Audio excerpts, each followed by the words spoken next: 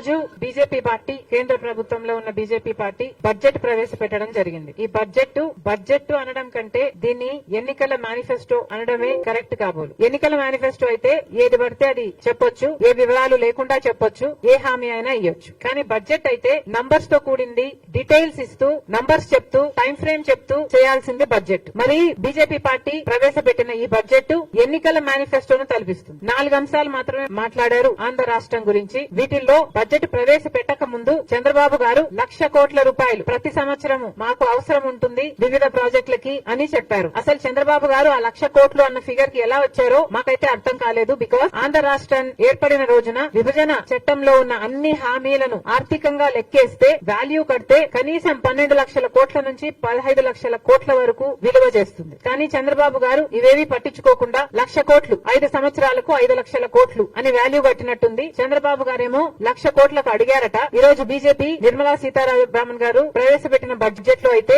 రాజధానికి కేవలం 15,000 కోట్ల రూపాయలు ఇస్తున్నాము అని తెలిపారు. దీంతో పాటు పోలవరం ప్రాజెక్ట్ కి మేము పూర్తి చేసే బాధ్యత మాది అన్నట్టుగా మాట్లాడారు. పోలవరం ప్రాజెక్టు ఆంధ్ర రాష్ట్రానికి లైఫ్ లైన్ అన్నారు, మన రైతులకి లైఫ్ లైన్ అన్నారు, ఫుడ్ సెక్యూరిటీ కల్పించే అంశం కూడా ఇది అని పేర్కొనడం జరిగింది. మరి అంత ముఖ్యమైన పోలవరం ప్రాజెక్టుకు పూర్తి చేయాలనుకున్నారు మీరు, సంతోషం, ఇప్పటికైనా పూర్తి చేయాలనుకున్నారు. 10 సంవత్సరాలుగా ఇది మా హామీ అయినప్పటికీ, 10 సంవత్సరాలుగా మీరేమీ చేయకపోయినప్పటికీ కనీసం ఇప్పటికైనా మీకు కనువిప్పు కలిగింది. పోలవరం ప్రాజెక్టుని పూర్తి చేస్తాము అని చెప్పారు. కానీ ఒక పక్క మా ముఖ్యమంత్రి గారు, ఆంధ్ర రాష్ట్ర ముఖ్యమంత్రి గారు 12,000 కోట్లు రీహాబిలిటేషన్ కే పడుతుంది అని ఒక పక్క చెప్తుండగా ప్రాజెక్టు కాస్ట్ ఎంతో ఇంకా ప్రజలకు చెప్పకపోగా కేంద్ర ప్రభుత్వం మాత్రం పోలవరం ప్రాజెక్టుని పూర్తి చేస్తామని చెప్తున్నారు. దాంతో పాటు ఎప్పుడు పూర్తి చేస్తారు, ఎన్ని డబ్బులు ఇస్తారు, తక్షణం ఎంత ఇస్తారు, కనీసం ఆ రీహాబిలిటేషన్ కైనా ఇస్తారా, ఒక్క ఫిగర్ అయినా మీరు క్లారిటీ ఇచ్చుంటే బాగుండేది. అంత పెద్ద ప్రాజెక్టు మీరే అంటున్నారు లైఫ్ లైన్ అని, మీరే అంటున్నారు ఫుడ్ సెక్యూరిటీ కలిగించేది అని. మరి అంత ముఖ్యమైన ప్రాజెక్ట్ కి ఈ అంబిగ్విటీ ఎందుకో,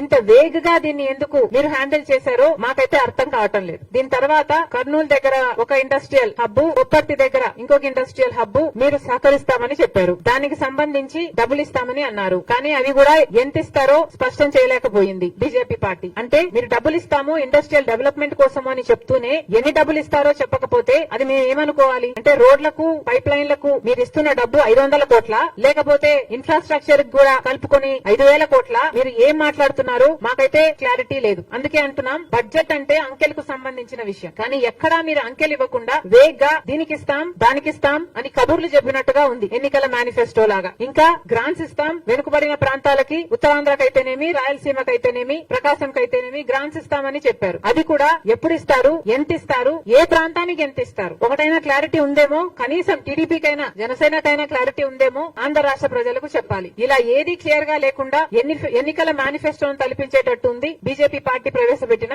బడ్జెట్.